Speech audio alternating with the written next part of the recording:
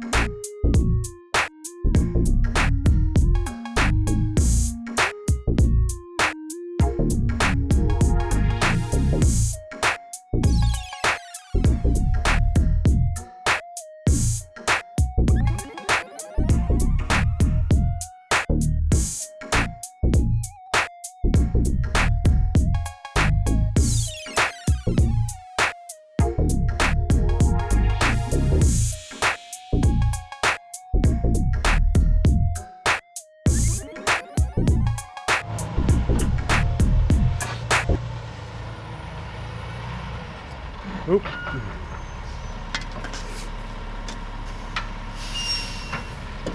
Put the lockers in. Yeah.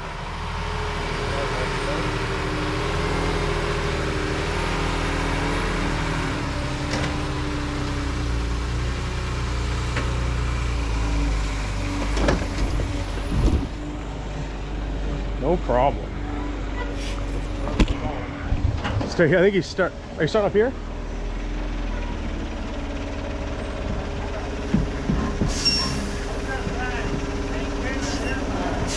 Well, you're okay so far. That's good enough. That's good. Perfect. Go ahead. It's up to you.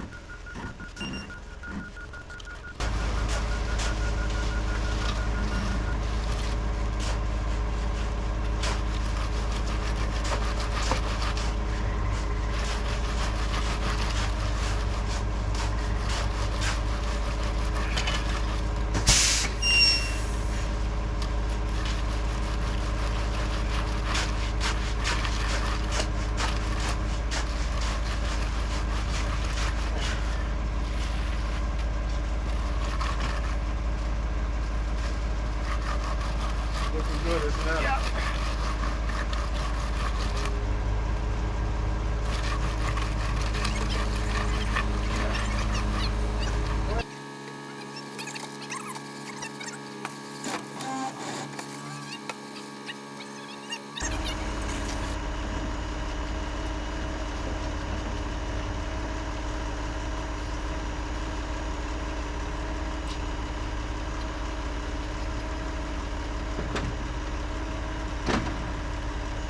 Yeah, I'm left-handed. You know?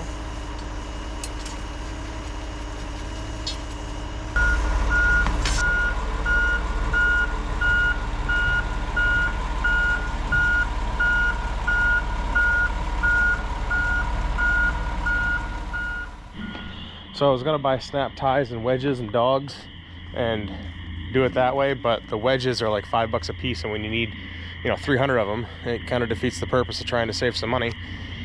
So what I did was I just took my plywood, I drilled holes I came in a foot, and then every 2 feet, and then same thing this way, or I came in 8 inches, and then every 16 inches on the vertical. So after our footers are in, I stabbed in some verticals here and just tied some scrap rebar I had laying around to them. Okay, so the first thing we did on our footers, we marked where our wall needs to go. We came out 3/4 of an inch, marked out here, came out 3/4 of an inch, snapped a line at 3/4 of an inch in, because that's where the back of the plywood's gonna sit. The front of the plywood is the face of the concrete. And we snapped a line all directions. So what we're gonna do is we're gonna get some 2x4s and some concrete screws and put them just on this side of the line that we snapped.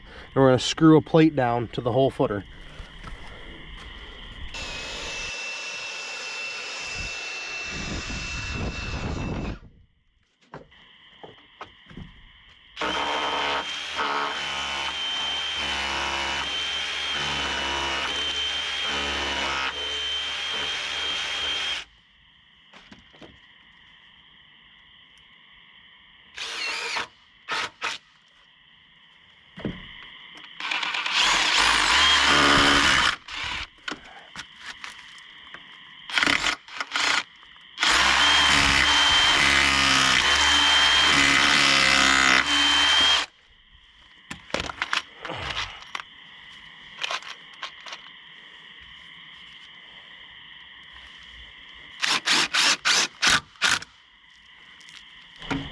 Okay, the next step is, now that we got our kicker board on the bottom there, we're gonna go ahead and stand up our interior plywood and just lean it up against the rebar.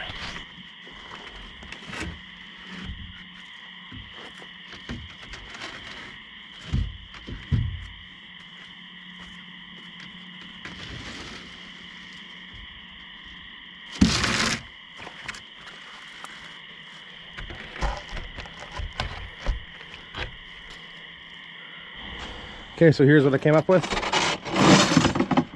Threaded rod with a truss washer and a nut. And you go ahead and put that through your holes. Leave it sticking out like 7 inches. Take a piece of pipe, cut it down to the length of the thickness of the wall. In our case, this is 8 inches. Slide it on over here. Okay. You do that for all the holes, and then you stand up your outside sheet and you put your horizontals on, sit right on top of here. Then you put your verticals on and clamp it all together. And this spacer here will do 2 things. It'll keep the wall at 8 inches consistently, and it'll also allow us to pull the rebar or the threaded rod out after the concrete has cured.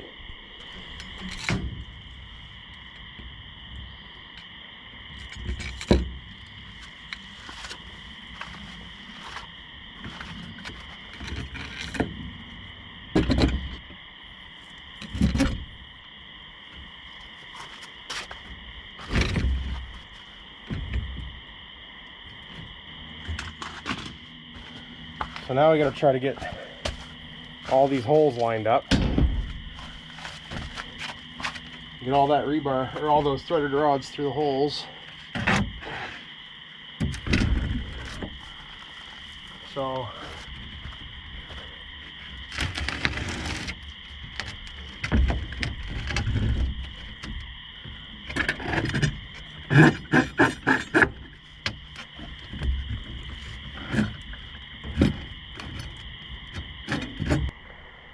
okay, we got all the threaded rods through, we got all the pipes in, all the holes are lined up. We got to bend one rebar out of the way. And we continue down the wall doing the same thing. And then I'll show you, looks like tomorrow at this point, what's going to happen with the whalers and the studs. So. Okay, so we got our spacers in, we got our threaded rods through one side, washer on one side. We got our wood horizontally. The one on the bottom is important, don't forget that one. Now we're going to set our vertical studs and clamp it all together. And the nailer on the bottom there is going to give our alignment for both the inside and outside of the wall. And these threaded rods will clamp everything tight together.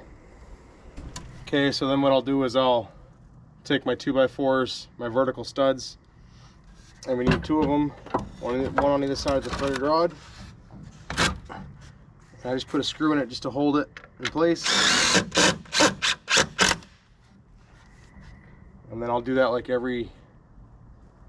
probably every 3rd one for now, and we'll come back later and fill in the rest. So I got the threaded rod, truss washer on both sides. Got 1 screw in it holding these 2 together. These are all just in here loose. So then what we're gonna do is we're gonna go around to the other side, and exactly opposite of these, we're gonna put 2 more, put a screw in it, and then we'll start getting this all lined and straightened out. Okay, so you can see how that's gonna go. It's a bit of a struggle to get everything lined up and clamped into place. But once it's all there, it's pretty tight. On top of this, we're going to put another 1 foot tall panel approximately across the whole thing. 1 more set of ties. And then we'll pour some concrete. Okay, concrete's showing up in about a half hour, so I'll show you the forms we got done.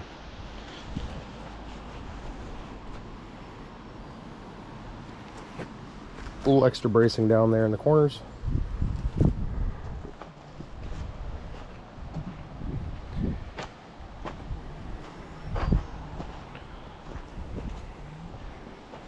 Just had my dad sight down the wall.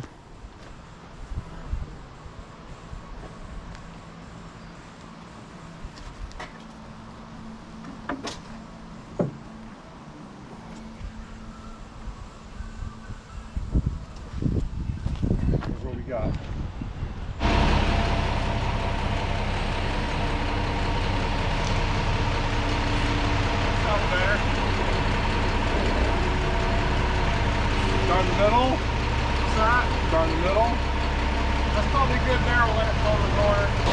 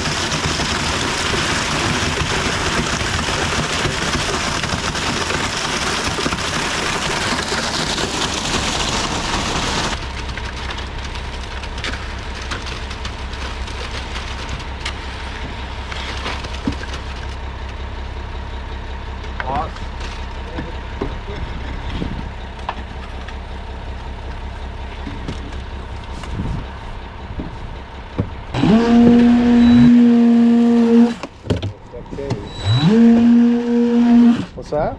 Stuff changed.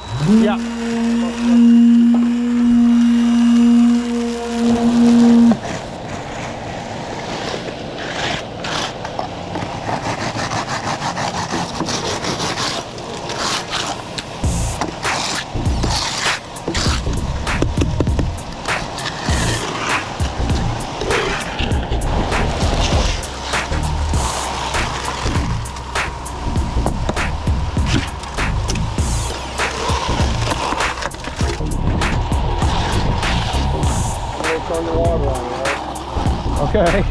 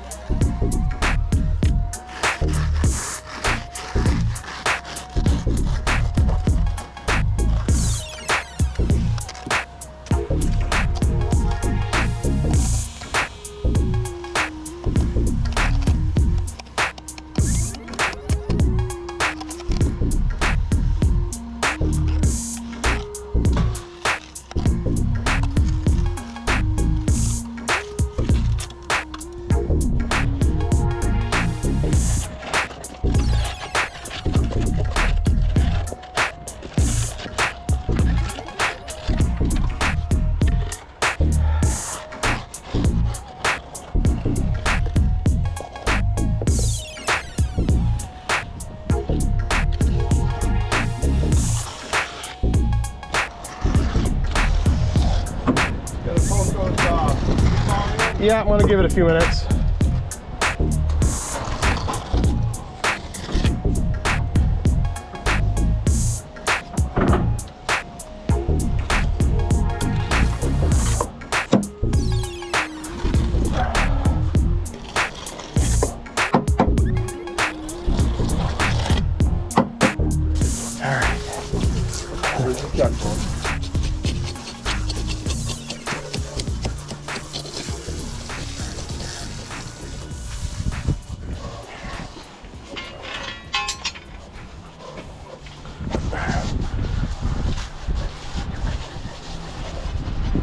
What'd you do, go to Saco and buy tires?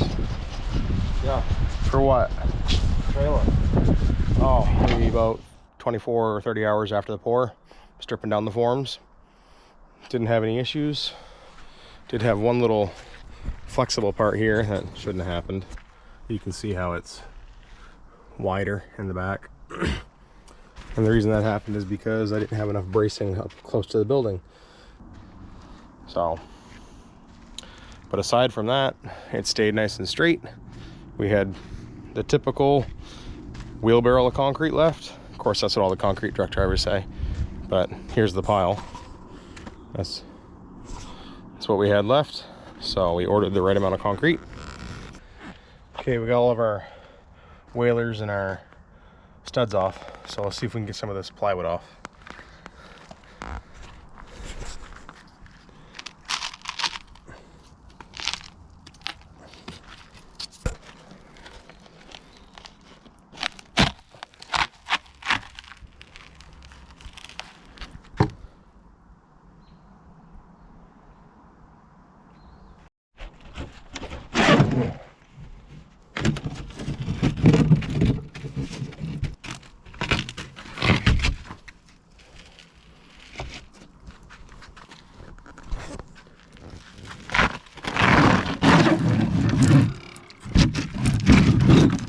Some concrete down here. holding me up. At least there's lots of natural hammers.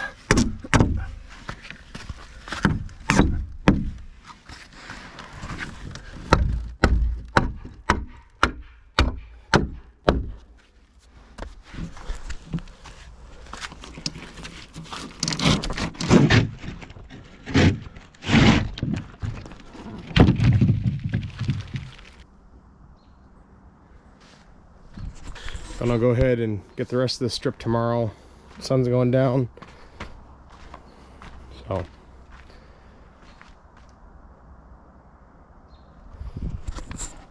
I'm pretty pleased. It's the first time I've done board formed walls and it worked out pretty well. So learned a couple lessons along the way, and I'll go ahead and show you guys the finished product when I'm done stripping it. Okay, so I'm gonna go ahead and pull off all the crap on the inside, and then I'll show you how I get those pipes out of there.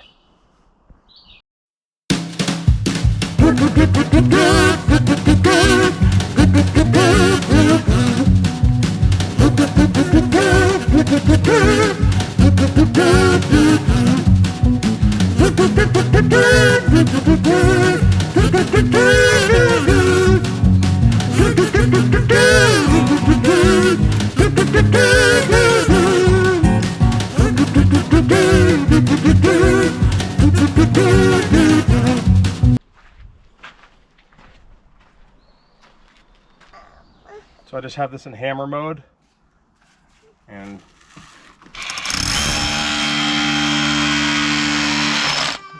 drives them right out.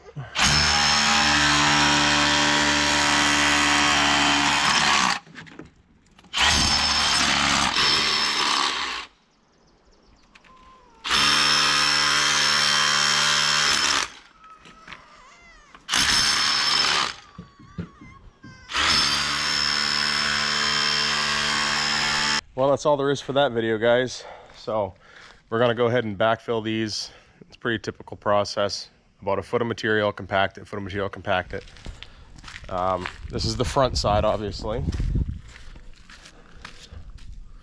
So we've done one lift inside of material that was already up against the building. The top is gonna get filled all the way up flush. Outside here is gonna be approximately this height. So we're gonna have 3 or 4 steps up into the house. And this is what the final product looks like.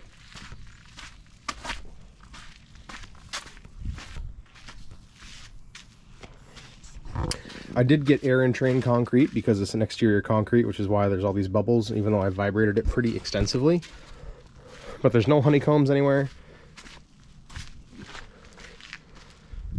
When you backfill this, you do inside, outside, inside, outside, inside, outside. You don't want to put all the material on the outside and compact it. It'll actually push the wall in.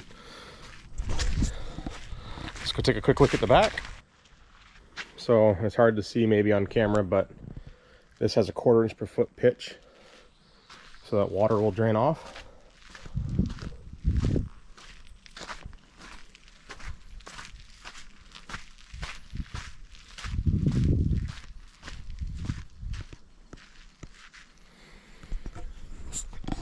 So there you have it. There's homemade plywood concrete wall forms, and it was relatively inexpensive. I'll be able to reuse the plywood on my roof deck.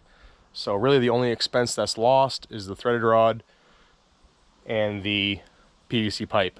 But the pipe is like $4 for a 10-foot stick. So pretty low investment for this. I still wish I could have hired somebody because this was a lot of work. So if you're thinking about doing something like this, you probably can do it if you're, you know, willing to take on the risk, because obviously you have one shot. If there's a blowout, you got to start all over, and concrete's not cheap right now.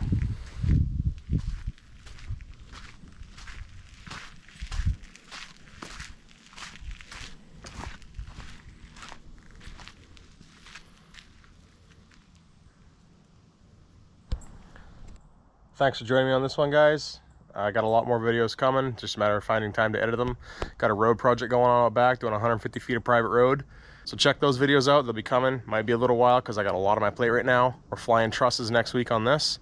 So stick around, check it out. We do a little bit of everything on this channel. from concrete to roads to building dump trucks. Thanks for joining me.